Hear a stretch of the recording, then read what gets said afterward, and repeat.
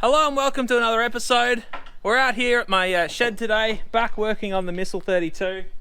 I've recruited another set of hands in the form of a Joe. We've already been laying under, or I've been laying under the car, getting brake fluid all over me and water everywhere else, trying to get the master cylinder out, but we've got that. Got a 33 one here to chuck on, which is a bit shorter, thankfully. Make our life a bit easier. Now we're going to put that back in the car, then hopefully we'll have a clutch pedal and we'll be able to see what other problems we've got. Alright, I can already see a problem. Yeah, there's another one of those in the packet. Okay, good, because we'll need to change the compass out. That's because I'm a problem solver. Are you? Yeah, occasionally. Sometimes I make problems too. Yes, yeah. Sometimes you make more problems than you solve. Yeah, maybe. Do you have circuit pliers? No. I don't have circlip pliers. I think we have a problem. Because we need circlet pliers. Fuck. Okay. This is appropriately sketchy. So I'll put my pen in here. And you put your pen in there. Move your arm. I'm sorry. Can't see. And you didn't think this was gonna work. No, I didn't. And rightly so. This is the right amount of MacGyvering for Todd's car. I mean, yes, it is. Maybe we should actually go and get some circlet pliers. No, we've got this far. Circlet's back in. Joe really didn't believe me that we'll be able to MacGyver our way out of it. We did. We didn't have to get circlet pliers. It's all about having incorrect tools and making it work, not buying expensive tools you're going to use once. We could have just borrowed some. That was much quicker than borrowing some. Yes. How's it going? I'm attempting to convince the clutch line to move. We probably should have checked because we knew that they were different, but we still just shoved it in. But now we're here, and I'm not pulling it out. Not returning it. No. Not taking it out of the car. No. Can we just like bolt it on and it'll just make its own path? I mean, we could actually not. The bolts are long enough. We could do that. Well, line's bent. Time to jump back into the festy footwell and get some cobwebs stuck in my hair. Don't laugh. Alright, time to do some yoga. Oh, don't film me getting in here. Oh. You can choose whether to put it in the video or not. I'm still filming it. That's true, I'm probably still going to put it in. I just hate it now. Oh, like a glove. No, he's just doing some yoga. I hate working under dashes. Nothing is worse. I am not a yoga instructor, turns out. I do not have flexibility.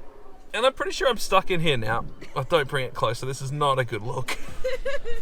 Well, I've got a clutch pedal now. I am just soaked in brake fluid because we didn't have a bleeder hose to put on there, so it was just squirting out all over me, my hand, everything under the car. So I gave it a bit of a wet down because water sort of gets rid of the bad properties of brake fluid that ruins paint. So washed it all down, but I'm still covered in brake fluid. I think that's enough for today. Get back out here tomorrow, keep working on the car. Well, it's a new morning. We've got a clutch now, which is always a handy thing to have. I think I really need to put this thing on the ground, test it moves forwards and backwards. It's a bit of a mission to get it on these tyres when I've got my itty bitty little jack over here. But yeah, time to get it on the ground, figure out if this clutch works, then probably figure out what's next on the list.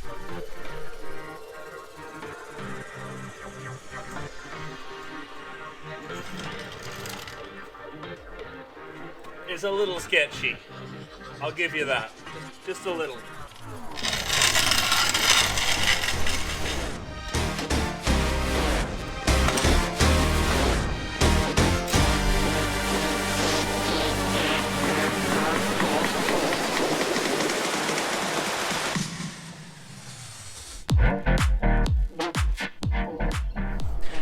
Alright, well she's on the ground. Time to go find a battery and a jump starter. Bring her to life and see if she moves under her own power.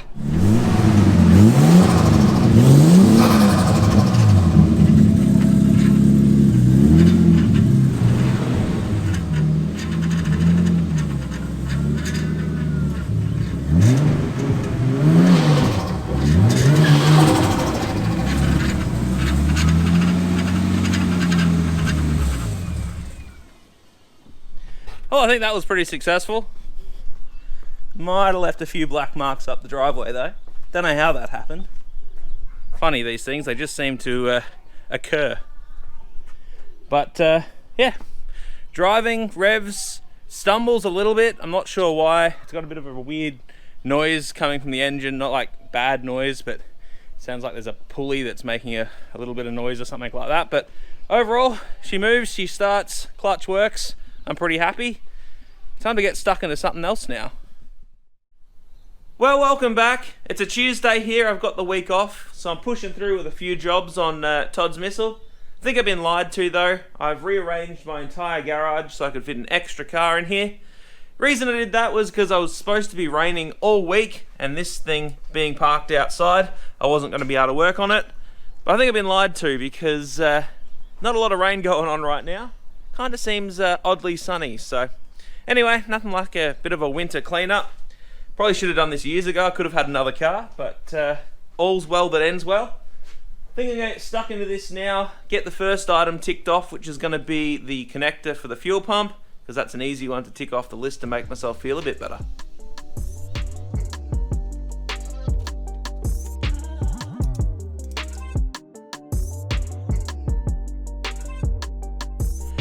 Well, that's job number one done.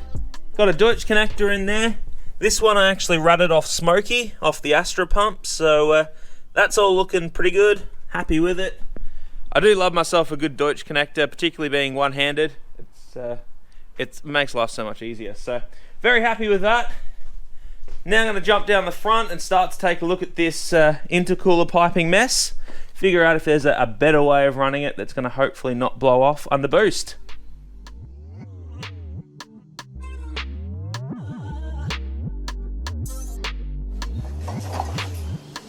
Right. What do we got to work with here? Well, I had a look and I reckon I figured out why this thing kept blowing intercooler pipes for all those years. One of the pipes going to the intercooler is actually metric, it's 60mm, but one of the silicon joiners that connects onto that is 64, which is really an imperial size. So that is a bit of a problem. It doesn't create a very good seal when the silicon joint is bigger than the actual pipe. So I'm going to go down to Sleeker Spares now because I've spotted something on their website that I think is going to work. So we'll go see Dave and grab a few bits and pieces.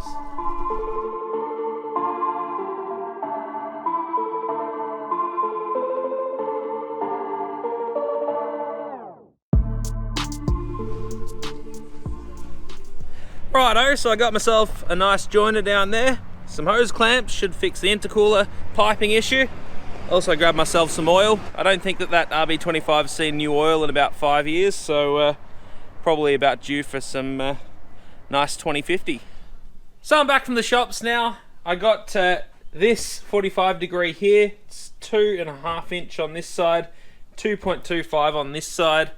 Hopefully that's going to be well, good enough that it can go over the 60mm metric output on the turbo. So that was kind of the thing I was battling. It's 60mm there, but there's no imperial sort of equivalent. So we'll go on one size smaller and we'll just force it on. Hopefully that is the part we need. We've got some other hose clamps because these ones were looking a bit on the dodgy side. So time to chuck this on, see if we've got ourselves some intercooler piping.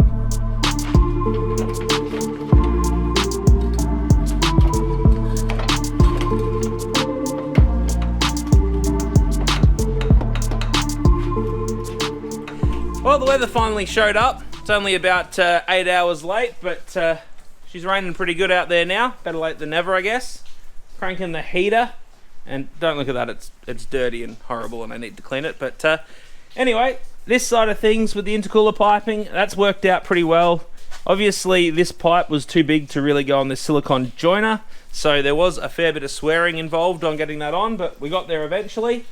It's pretty much come up and not looked much different at all to how Todd had it. I don't really want to change the aesthetics of the car, at least not for a while. I want to keep it how he had it. So this looks pretty much the same, and it's still got the zip tie and the AC line holding the intercooler in place. Probably keep that around for at least an event or two, I reckon. On the other side of things, went along and I've tightened up a whole bunch of loose hose clamps and also replaced this one up here. because it was completely broken. So hopefully the car's going to run a bit better. I have suspected it's got a bit of a boost leak, a vacuum leak, so hopefully that fixes that. I'm not going to test it now though, it's 9 o'clock at night, so I think the neighbours around me are going to bit angry if I fire this thing out right up now, being a school night, and going to get on to the rest of the jobs tomorrow. So I'm out here this morning taking the front tyres off this thing because they're looking a bit more like a race car slick than a tyre I'd want on the front of my drift car. But I come across this little issue. You can see that is the nut for the tie rod, and if I do this, so I'm glad we spotted that, because that could have ended in disaster, or at least with very vague steering. So probably nut and bolt check all of the suspension stuff now, just because that's a little indicator of what else could be under there. Otherwise though, this power steering pump down here, it is making a hell of a racket. I probably think that really I need to replace the pump, but I don't have time, so I'm going to do a power steering fluid flush, see if that quietens it down. Just don't have time to change it before we go out on track on the weekend. Well, I had a look under the car. There is a mess of hydraulic lines under that thing because it's got high cas and all this other stuff going on. So rather than pulling off a random line and hoping that it bleeds back up again, got this syringe, and I reckon I'm just going to pull all the fluid out of the reservoir, put new fluid in, and probably change that over and do that a couple of times. We'll count that as a fluid change instead.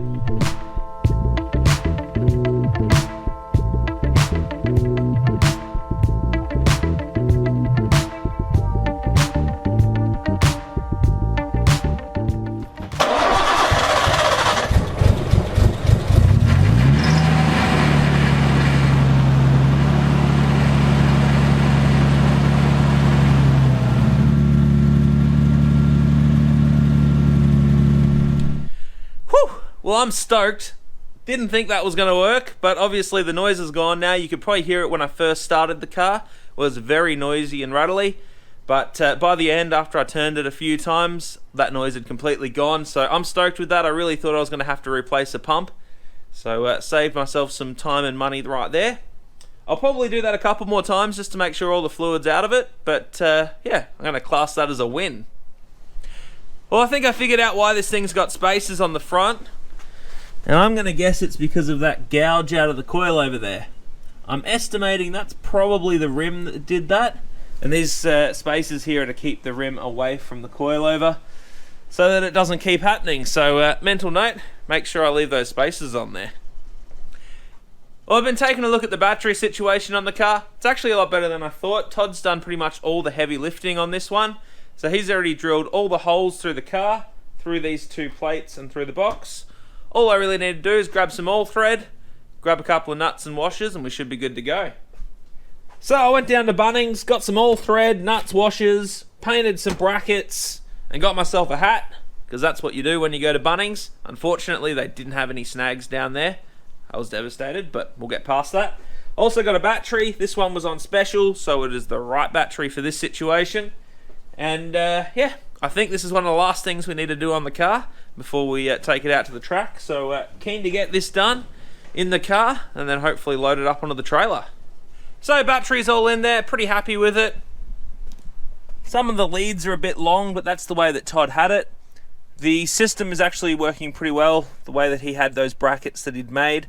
So I'm pretty happy with them. The battery sure as hell ain't going anywhere. Maybe one day I'll put an L bracket rather than a straight piece across the top of the battery so it doesn't bend, but overall that's fine. That's exactly what we need. Functional, and it's going to work perfectly, so happy with that. I think that's probably it for this episode. That battery tray was the last item that I really needed to tick off the list. There's a couple little odds and ends that I'll tidy up in my own time, but pretty much just need to go on the trailer now. She's got tyres, she's got well, not an alignment. I haven't done an alignment, so I'll figure that part out when I get out there, but the rest of it's pretty much good to go.